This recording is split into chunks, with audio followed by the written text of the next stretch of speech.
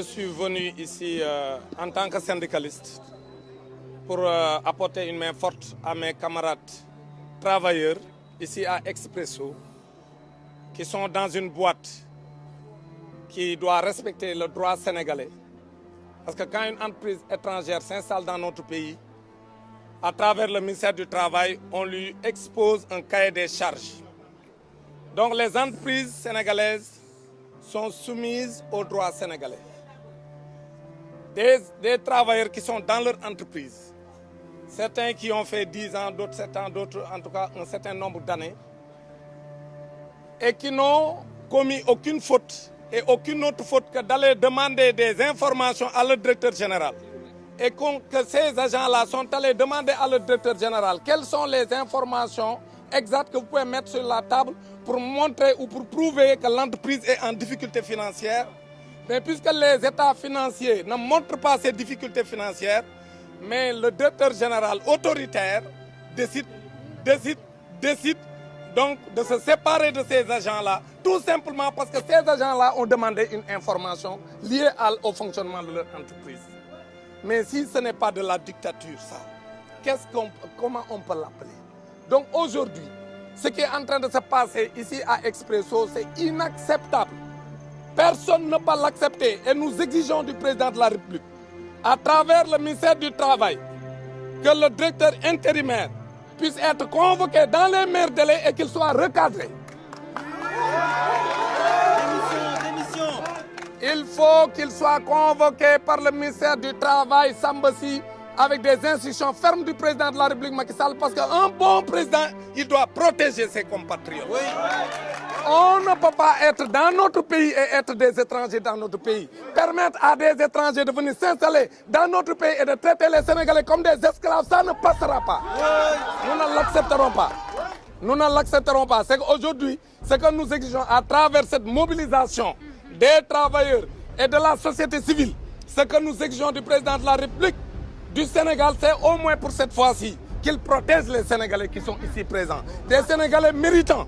des Sénégalais qui ont toujours payé leurs droits, des Sénégalais qui ont étudié dans ce pays, des Sénégalais qui travaillent dans une boîte qui doit respecter le droit sénégalais. Le président de la République doit les protéger. Nous exigeons du président de la République une protection totale des Sénégalais, qu'on n'expose pas les Sénégalais. C'est ça que nous sommes venus dire aujourd'hui et dire que nous sommes prêts à aller jusqu'au bout. Nous allons encadrer les travailleurs à travers les organisations syndicales, à travers les organisations de la société civile, pour que ces travailleurs-là puissent rester dans cette boîte, parce que cette boîte n'a aucun problème, il n'y a aucune crise financière, c'est simplement les mauvaises humeurs d'un directeur intérimaire qui veut les expulser de cette entreprise que nous n'accepterons pas. Donc ci gàttal may wax ne tey li ñu fi andi en tant que syndicaliste mooy dañoo am sunu moroomu liggéeykat yoo xam ñu ngi fii ci Expresso ñii liggéey fi juróom-ñetti at ñii juróom-ñaar ñii fukk ak lu teg di fi liggéey amuñu benn problème ci entreprise boo xam dafa ñëw Sénégal installé wu war a respecter droit Sénégal parce que Sénégal du réew mu wuyaa ba ku nekk mën a jóge fu la neex ñëw jaay sénégalais yi doole te dara du la ci fekk ñuy leeral nag ni moom mi nga xam ne mooy jiite kër gi Expresso nee na autorité sénégalaise yi ñoom ay xaritam lañ kon ça veut dire que def na leen ci poosam bu leen defee ci poosam nag ñoom autorité sénégalaise yooyu la ñuy waxal ni leen du ñu nangu ñuy jaay doole ay sénégalais parce que mënta jógee Soudan ñëw fii installé fi entreprise am di xoxatal sénégalais yi di leen jaay doole parce que sénégalais yi doo dem ci bureau am ni ko ñun lii ruuma daat ne entreprise daa am problème lan mooy information yi koy firndeel mais koo kay jox ko information yi bu dee am nga ko waaye ba koo jaay doole ni ko léegi comme ñëw nga fi di fa laaj ay information sax dama lay dàq far ndaxte yéen seen réew mu wuyaa la lu neex waay def kooku nag kenn du ko fi nangoo tey kenn du ko fi nangoo ëllëg moo tax ñu ni président Macky Sall na wax ministre du travail Samba Sy mu convoqué le directeur intérimaire ak équipe am mu ñëw mu yamale ko place am wax ko ne ko Sénégal fii mënoo fee ñëw bëgg ñoo jaay doole sunum réew def ñu fi ay doxandéem te yow yaay doxandéem kon nag li ñu bëgg mooy liggéeykat yii mu bëgg a jaay doole di juróom fukki liggéeykat yoo xam defuñu dara na dellu ginnaaw su bëggee jàmm su bëggul jàmm dinañ taxaw ñun encadré liggéeykat bi xeex kon li ñuy demandé mooy président de la République Macky Sall pour cette fois-ci au moins na won Sénégalais yi ni ñun la fi nekkal moom président de la République que nekkalu fi ay doxandéem yoo xam day ñëw dinu jaay doole parce que suñu bët xonqee ñun suñu président rek lañ am président de la république dafa war a nekk ci wetu sénégalais yi te sénégalais yi sonn nañ travailleur Expresso sonn nañ te lépp lu entreprise bi liggéey ñoom ñii ñoo ko liggéey kon nag mun ñoo taxaw di leen jaay doole alors que entreprise amul benn jafe-jafe kon li ñu bëgg mooy président de la république Macky Sall encore une fois comme ñoom nee nañ yow yaa nekk seen ginnaaw yaa leen di dooleelal sénégalais yi ndaxte dañ laa fal pour nga yiir sénégalais yi yërëm sénégalais yi kon ñu ngi wax ni nañu mobiliser wu kenn du ñàkk liggéeyam parce que entreprise bi nekkul ci jafe-jafe yu tax ñu war a ñàkk ay liggéey kon dañuy exiger la suppression de cette décision arbitraire de licenciement des 50 agents de Expresso donc ci gàttal dañoo bëgg dogal bi ñu jël pour juróom fukki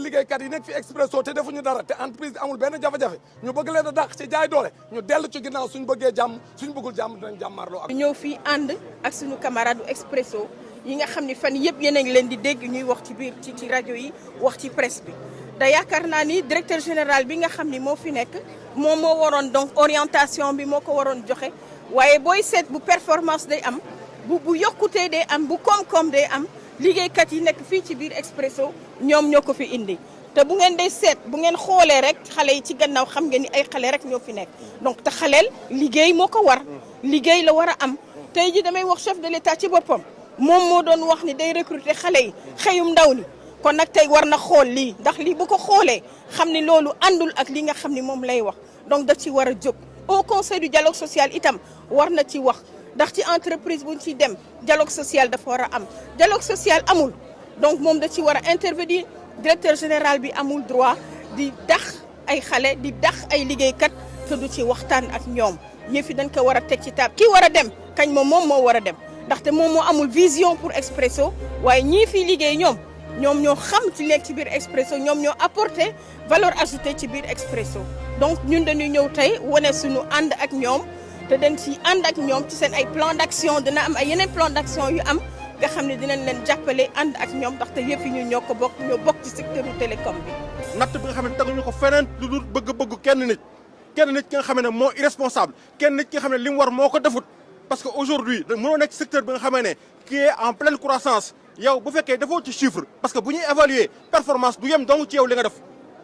day yem ci secteur bi lu muy peser yéen ñëpp xam nga ne téléphone am na lu muy peser donc aujourd'hui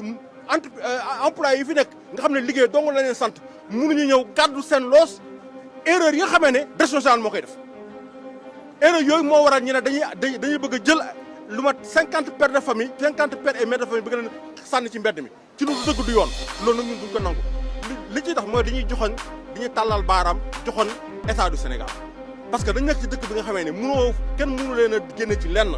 secteur boo gis seen loxo nga ci secteur des télécoms ñoo ko war a protéger ni ñu koy protéger mooy yenn pratique yi nga xamee ne da ngay ñëw toog xëy suba ne da ngay def licenciement économique loolu du pouvoir discrétionnaire direction générale licenciement économique day doon li nga xam ne dañ koy waxtaanee entre délégué du personnel dañ koy waxtaanee entre autorités compétentes de ce pays bu ko defee ñu xool quels sont les voies et moyens yi nga xam ne dañ koy jël mën a yombal liggéey ñi nga xam ne war nañu mën a débarrasser war nañu mën a licencier leen loolu war a nekk waaye warta ñëw rek nga toog bu mu neex ne rek ki raay sa kon taxaw ne damay def licenciement économique loolu duñ ko nangu tey duñ ko nangu ba ci topp aussi mooy dañ koy wax ñun dañoo nekk ci secteur bi nga xamee ni lu xuri kenn xuri na ñëpp parce que ñun ñëpp ay frères et sœurs lañ ñun ñoo leen gënoon bëgg a gis bañ déggee problème bi parce que dañ xam ne lii ram ci yàgg la bu ñëw fii la commencé fii la tàmbalee mais xamuñ fu muy jeexee fii la tàmbalee mais xamuñ fu ñuy jeexee donc seetaan lenn ba mu law mooy yow sa bopp yow bu fekkee kii safaan dañu ci yow lay dëkk daal donc ñun dañuy taxaw ne arrêté ne waa ji na arrêté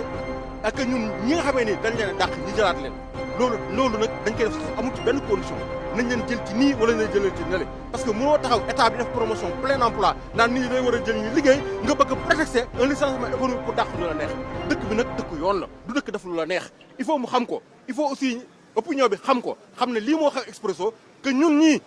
nekk seen wet ñuy nekk ci secteur bi vraiment am na ci ay jéego am na ci action yi nga xam ne ñu ngi koy waajal te danañ ko def incha allah